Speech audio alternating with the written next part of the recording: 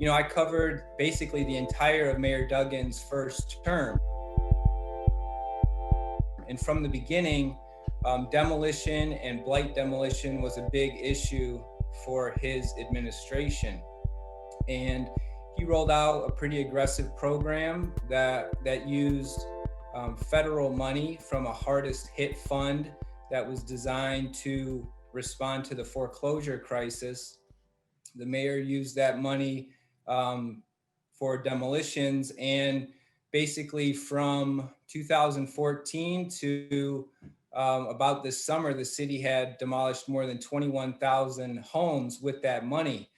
But this summer, the mayor said that the city was running out of that money, and in order to continue the city's blight demolition efforts, it would have to borrow money. He proposed a plan to borrow $250 million through a bond issue to continue the city's blight demolition efforts. His message was basically, if we don't borrow this money, we're going to have to put our demolition program on hold. The city was in a budget crunch, largely due to the pandemic. A lot of revenues declined.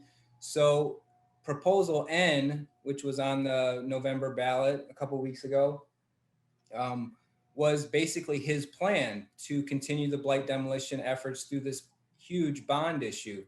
And he was essentially asking voters in Detroit for permission to borrow the money. There is a small property tax increase involved in the plan, so it had to go on the ballot. In the months between him introducing the plan in the summer and the election earlier this month, there were some opposition to the proposal. The city's blight demolition program under the mayor's, first term and the first couple of years of his second term had quite a few issues. There was a federal investigation into some of the contracting, how the contracts were handled. There were a lot of concerns about minority businesses participating in the program and not getting enough of the work, the demo work. And aside from the demolition program, recently there were reports that the city was over-assessing its property tax or its property owners for years to the tune of about $600 million. And the mayor has not made any commitments to essentially make those taxpayers whole. So with all these issues surrounding demolition, property tax, there were some vocal opponents of Proposal N in the months leading up to the election. And, there was some questions about how the proposal would do. It turns out the residents passed Proposal N in a landslide by basically a 70% approval rate. So that's moving forward. The mayor held a press conference the day after the election. He was in a really good mood with his 70% approval rate. And he said that the city's going to get started pretty much right away. There are a couple tracks the city's going to be going on in the next couple weeks. The CFO's office is going to be preparing the bond issue documents to get the borrowing ready so the city can actually get the money to start doing the work. And at the same time, they are putting together lists of properties to bid out to contractors.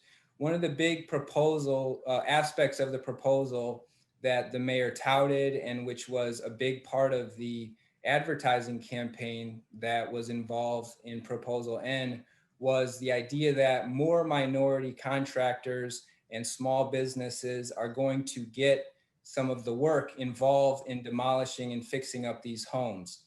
The mayor's argument was that under the previous program with the federal money, the city was essentially restricted from offering certain incentives to businesses to get the work. The federal restrictions made it difficult, he said, to incentivize the city in awarding contracts to minority contractors and small businesses. So now that the city will be getting money for its own use without federal restrictions, the mayor says that there's going to be aspects in the program that incentivize minority businesses through, like they get points when they submit their bids. So he's saying it's going to be more likely that they get the work. That was a main point of contention with some of the opponents. The track record for the city in awarding and following through on its promises to minority contractors is spotty. So opponents, said we don't have the guarantees that we need in this proposal to support it. That was a pretty big hurdle for him to overcome. Another problem that opponents saw was just trust in the administration. There have been some concerns with transparency in the demolition program. Also with the land bank.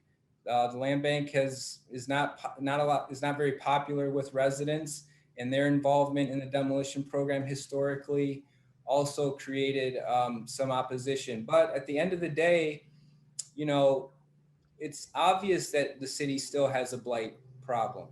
And I think the mayor's concerns that the city wouldn't have any money to go forward with it was enough to convince voters that they, should approve the proposal. So that's pretty much where we're at now.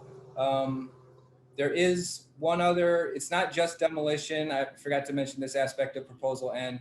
There's also a salvageable component. So with the 250 million, the city wants to basically segregate houses that need to be demolished, the houses that are in the worst condition, basically beyond saving.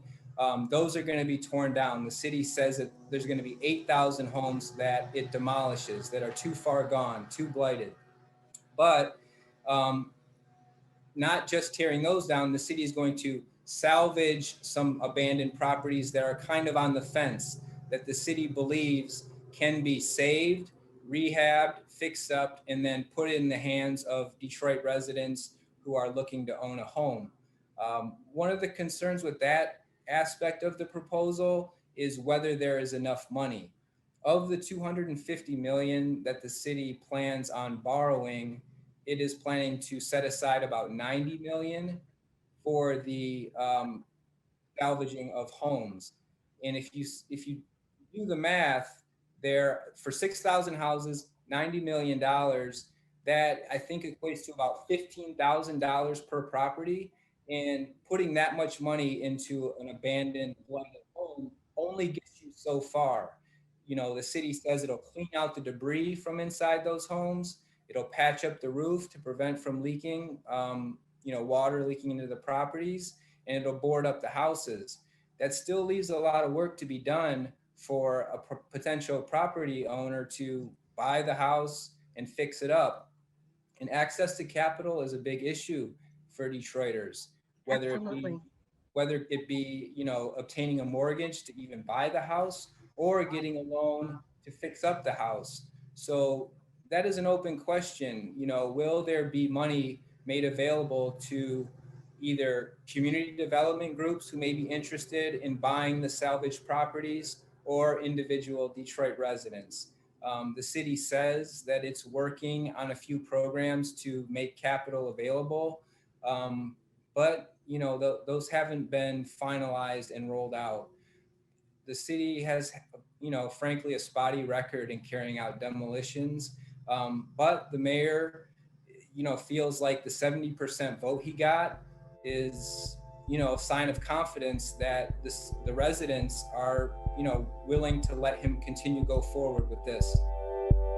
You can find more at onedetroitpbs.org or subscribe to our social media channels and sign up for our One Detroit newsletter.